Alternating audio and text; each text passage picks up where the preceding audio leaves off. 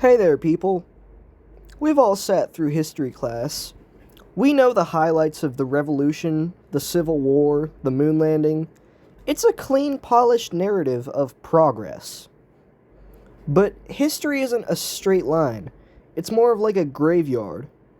And in the United States, some of the most disturbing chapters aren't just forgotten, they were systematically scrubbed from your textbooks. I've talked about Project MK Ultra before, but that was just the tip of the iceberg. Today we're going deeper. We're talking about the state-sanctioned massacres on American soil, biological warfare waged against our own cities, and medical experiments that make horror movies look like cartoons. This is the history they didn't want you to find out. Let's get into it. So, we're going to be starting this with the burning of Black Wall Street, or the Tulsa Massacre. Imagine a neighborhood so prosperous that it was called Black Wall Street.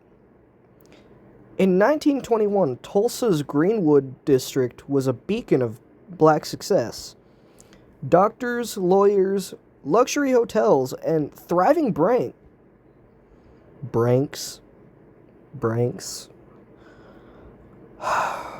Good God, I can't speak today. I don't even feel like cutting that part out. I'm gonna be completely honest here. Anyway, yeah, thriving Branks. And in less than 24 hours, it was erased. All of it. Everything. It started with a fabricated accusation against a young black man, Dick Rowland. What followed wasn't just a riot, it was an organized invasion. Thousands of white rioters, some deputized by local officials, descended on Greenwood. They didn't just use guns. This is the part they leave out. The first aerial bombing of an American city. Private planes were used to drop firebombs and kerosene on homes and businesses. 35 blocks were burned to ash. Hundreds were murdered. Their bodies thrown in mass graves. Those mass graves are still being searched for today. For decades, this event wasn't missing from Oklahoma's curriculum. It wasn't history, it was a secret.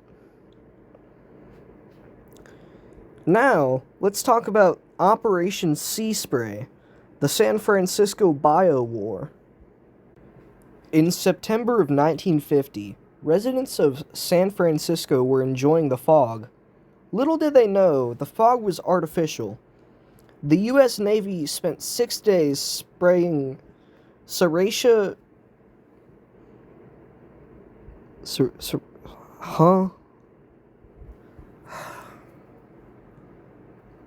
I hate it when I can't pronounce things.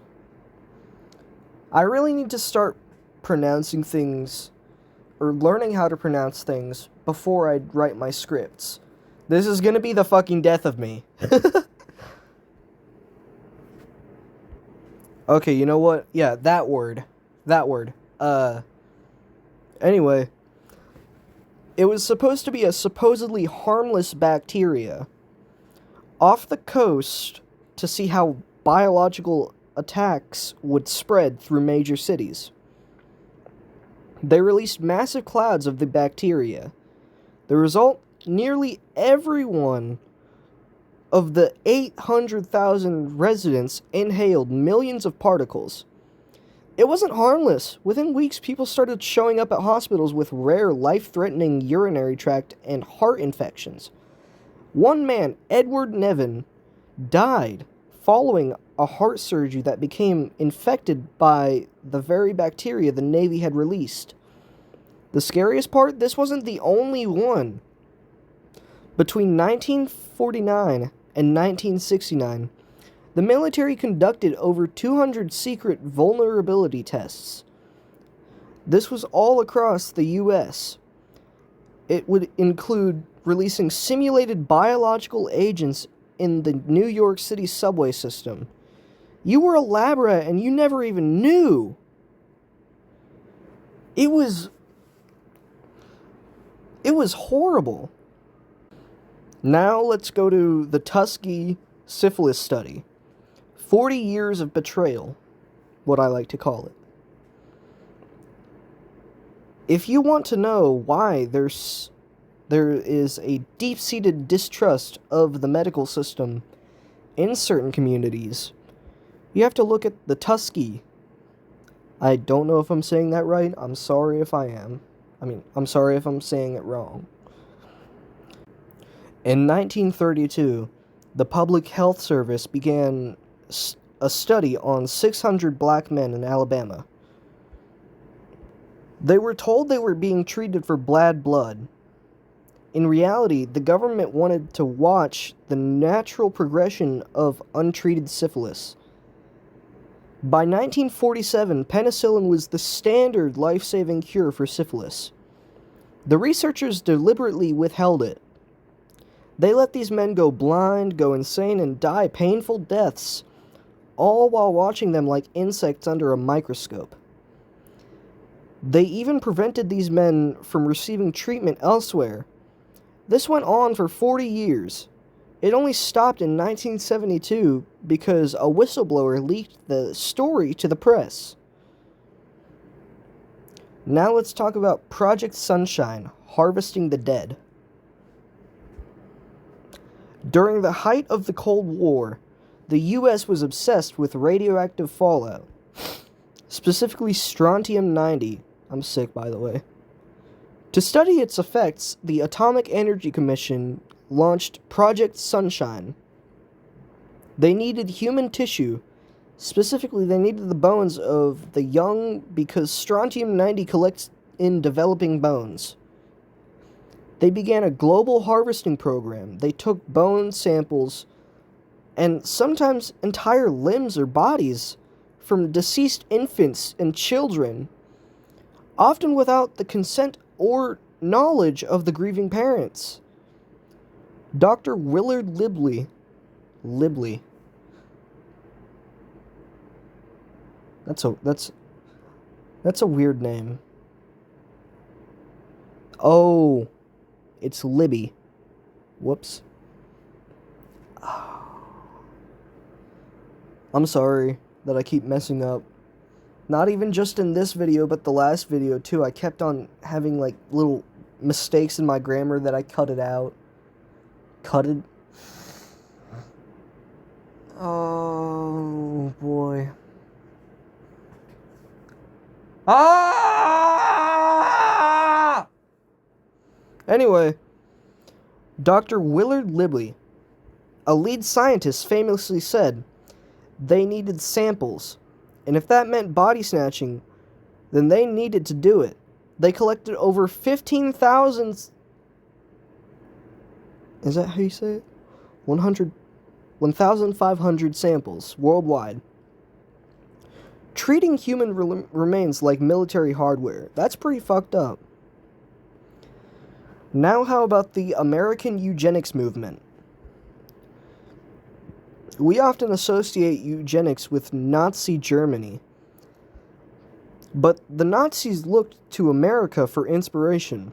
In the early 20th century, the U.S. was the world leader in forced sterilization.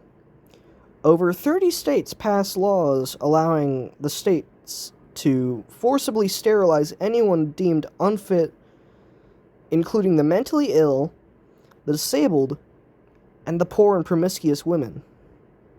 Over 60,000 Americans were sterilized against their will.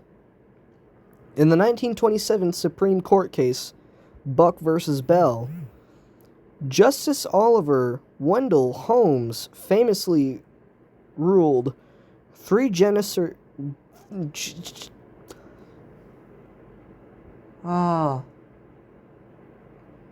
I'm going to commit a terrorism. Anyway, he ruled that 3 generations of imbeciles are enough. These programs didn't end in the 1930s. Some states continued these practices well into the 1970s. It's a dark stain of social engineering that schools rarely mention. You may be wondering, why does any of this matter? It's easy to look at these stories and think, that was a different time. But the people who authorized Project Sunshine, the Navy officers who sprayed San Francisco, and the doctors at Tuskegee, they all thought they were the good guys. They thought that the ends justified the means. The reason these stories aren't in your textbooks isn't because they're unimportant. It's because they challenge the myth of American exceptionalism. Real patriotism isn't ignoring the scars of your country's past. It's acknowledging them so we never ever repeat them again. Anyway, that's pretty much all I had. This is the last video for today. I'm sorry for not uploading yesterday. I really am. I'll try to do better.